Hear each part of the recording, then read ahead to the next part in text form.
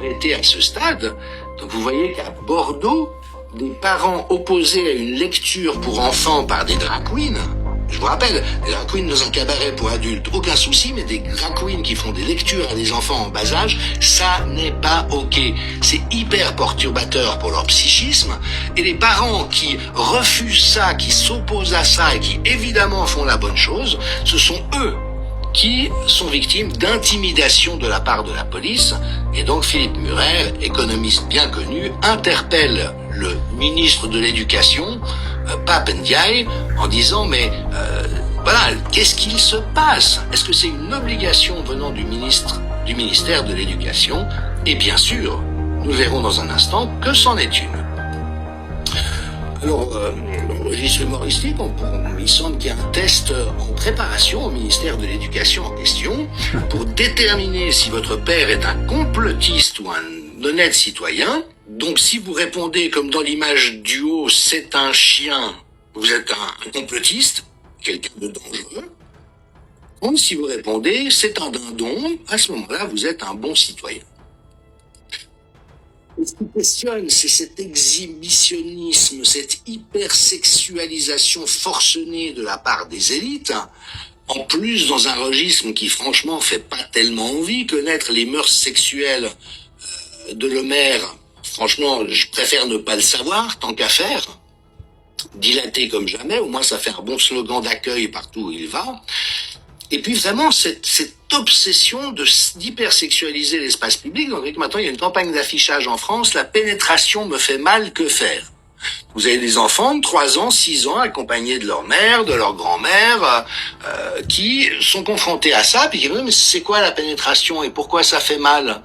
Mais ça n'a rien à foutre dans l'espace public. En plus de ça, Dieu merci pour la plupart des femmes, quand elles sont avec un homme digne de ce nom, la propre de la pénétration, ça n'est pas de faire mal.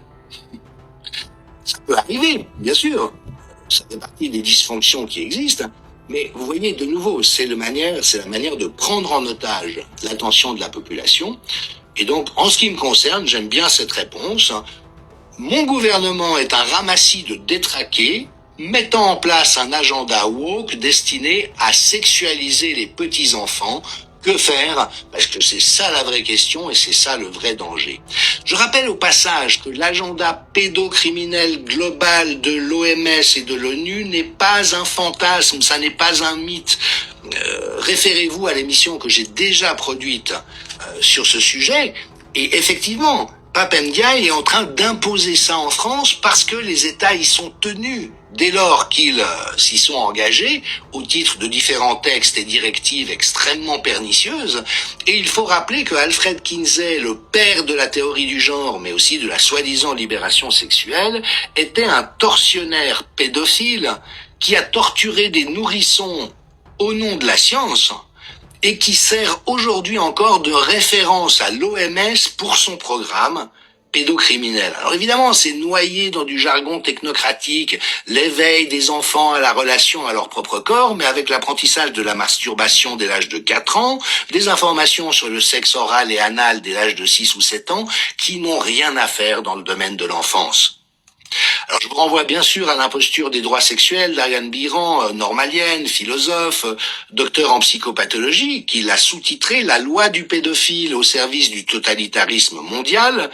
Je vous renvoie également à l'excellent site Adonde Vamos, qui est une référence absolue en matière de pédocriminalité et de tout ce qui relève du sujet que nous abordons ici. Et notamment, le site vient de mettre en ligne tout un ensemble de références par rapport à un colloque qui a eu lieu le 13 mai 2023 dans la région parisienne sur le thème les enfants, cible numéro 1 des attaques du nouveau totalitarisme mondial. Il faut vraiment se renseigner parce que le moment est venu de défendre nos enfants contre cette engeance. Et donc, voyez l'obscénité qu'on trouve aujourd'hui dans les commissions d'enquête parlementaires, mais dans les parlements. La manière dont le Parlement en France laisse faire la dérive terriblement inquiétante du psychopathe qui est à la tête de l'État. Et de nouveau, référez-vous à l'émission que j'ai consacrée à cette personnalité et à son profil. Ça n'est pas un président normal, c'est un président psychopathologique dangereux.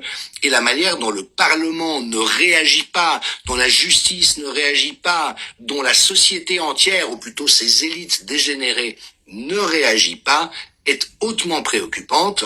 C'est maintenant le moment d'agir. Il faut que nous trouvions des leviers d'action pour mettre en échec cette obscénité en nous réclamant de valeurs de dignité, d'honnêteté, de probité, de pudeur et d'honneur.